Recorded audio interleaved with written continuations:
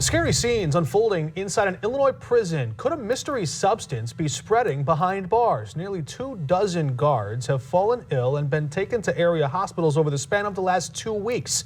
An investigation inside the Menard Correctional Center in Randolph County remains ongoing as a parade of hazmat and health officials from the CDC, the Illinois Department of Public Health, and a poison control center try to figure out what's causing these phantom symptoms. Officers and at least one inmate have reported elevated heart rates, rashes, headaches. So far, all of them have been treated and released. Illinois State Senator Terry Bryant, a former corrections officer, is now on the record. Senator, good to have you with us. You tried to get into that prison in Chester in the last week or so, but were denied entry. The facility was on a level 1 lockdown at the time, so perhaps it makes sense they wouldn't let you in. But what would you be looking for if you were in there? Well, first, it doesn't make sense because I'm a 20-year veteran of the Department of Corrections, so I can't even count anymore the number of times that I've been in a facility when they were on a level 1 lockdown. But I actually went there that day, not because of what you just described, but because I received a text message saying that they were sending Chief Crum to the facility to find out if there was a carbon monoxide exposure, that maybe that's what was causing the illness. So I went to find out if they were doing some kind of evacuation in regard to that, only to find out, I believe, that they were using that to mask what's really going on. And there's been no full evacuation. They have given out PPE a number of different times, but protective measures. Yeah, so they're offering it voluntarily, which again begs the question of why would they not let me in? In my 20 years in corrections, I was trained for hazmat clothing. I offered to wear PPE. In the conversation with Chief Crum and with the assistant warden, they indicated that they were not mandating staff to wear PPE, and when I said I was willing to wear PPE, they still said that I couldn't get in.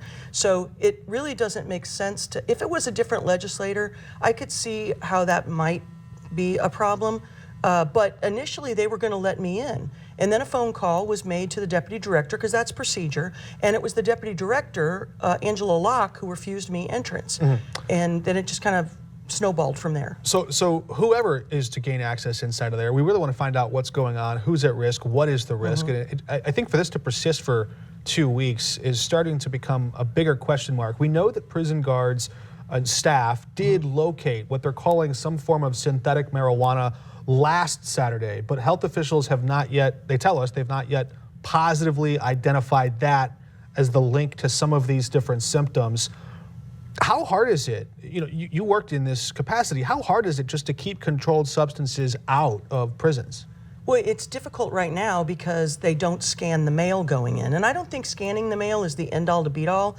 I mean, there's other things that have to be taken care of. For instance, just until a few years ago, you couldn't take your own kitchen utensils into the facility. So like a dish or a thermal mug was not allowed to go in because we saw in the early 90s that they caught multiple individuals taking drugs into the facility, like in the bottom of their thermal cup. So they'd have drugs and then they'd have some ice on top of it. So that all stopped. Recently, the present leadership, administration, and Department of Corrections has been allowing that. So there are multiple things that have to happen here. But Mark, I also want to go back to how many you said have gone to the hospital. To date, there's almost 36 who have gone to the hospital, and those include an EMT responder last Monday.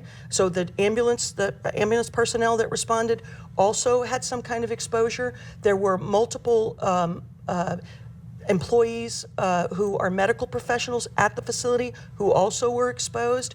And so it's much larger than just it being officers. And you're hearing from a lot of different people. You have former coworkers, you have people, you have constituents, voters of yours. Yes. So you hear from a lot of the people maybe in the union.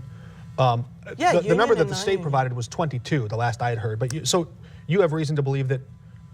How confident are you that the state is telling us the full picture of what they know? I'm not confident at all. I have documentation that shows that this is prevalent throughout the entire institution. In fact, just in Menard? Not just at Menard.